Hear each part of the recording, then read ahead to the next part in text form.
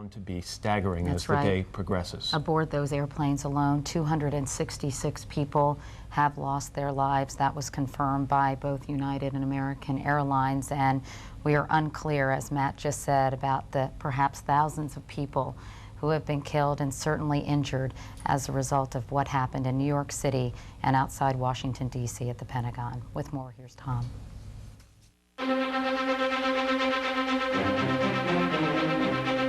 This is an NBC News special report. Here is Tom Brokaw.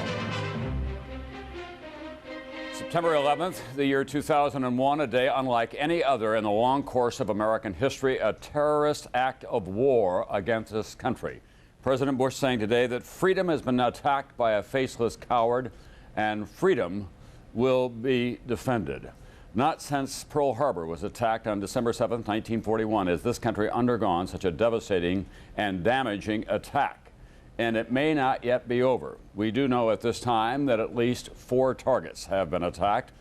The 2 Twin Trade Tower centers here in New York City, the Pentagon, and then another plane that was crashed deliberately into an area outside of Pittsburgh. That is the second plane hitting the Twin Trade Towers this morning, all of them hijacked airliners. Then these 2 colossal icons of the American capitalist system collapsed in lower Manhattan. The death toll at this hour is unknown, but it is expected to be, as Mayor Giuliani has said, horrendous.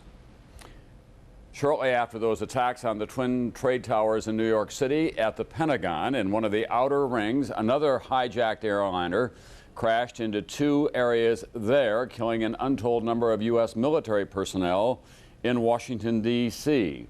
A code red was put in effect in the nation's capital. The White House, State Department, CIA evacuated along with the Pentagon. House Speaker Dennis Hastert was evacuated to a secure area. President Bush, who was in Florida for an appearance for an education project, was evacuated to Barksdale Air Force Base in Louisiana, where we do expect to hear from him before too long. The United States is in effect in a national state of emergency. All domestic flights were grounded immediately. Most flights that were already in the air, we believe, will arrive safely at their destinations. The borders between the United States and Canada and the United States and Mexico have been closed. Transatlantic flights were diverted to Canada.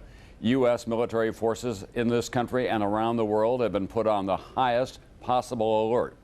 Aircraft carriers were moved to waters off New York City as this scene played out in the nerve center of this country, lower Manhattan, the financial markets, an area that is home to literally hundreds of thousands of people. They are still dealing with the carnage in lower Manhattan. We want to go now to NBC's David Bloom, who is in Midtown Manhattan, overlooking all of this. As you can see there, communications have been severely interrupted. David?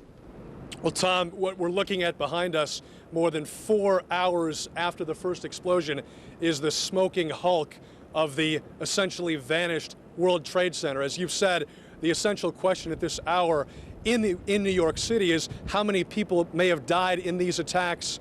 The various officials here in New York City believe that the casualty estimates will essentially go into the thousands and thousands of people. Here is the sequence of events as they happened at this hour.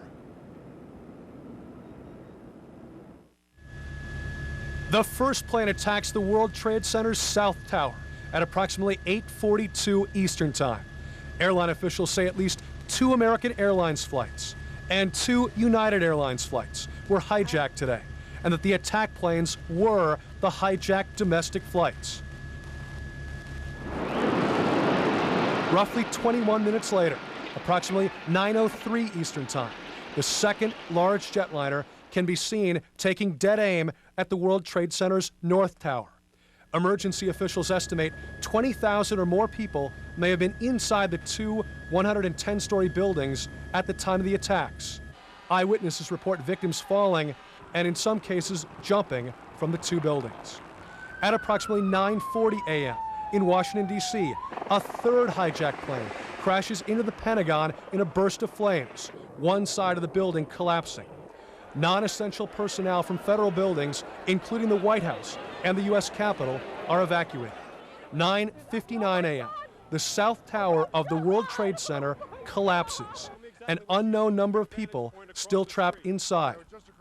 1/2 hour later, at approximately 10:28 a.m., the North Tower of the World Trade Center collapses.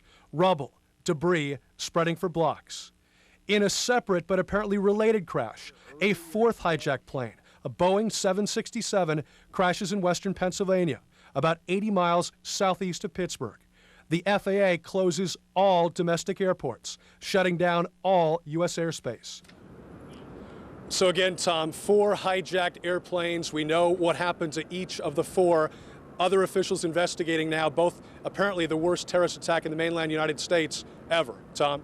Thanks very much, NBC's David Bloom. What we don't know is who may be responsible for these attacks. There's a lot of speculation, obviously, about Osama bin Laden, who is a Saudi dissident who is believed to be harbored somewhere in Afghanistan, but no one is claiming responsibility. In the West Bank, however, the Palestinians in the streets are cheering and celebrating these attacks on the United States, even though Palestinian leaders have condemned the attacks. We want to go now to NBC's Pat Dawson, who is down near the World Trade Center, because the big question, obviously, in New York City and across this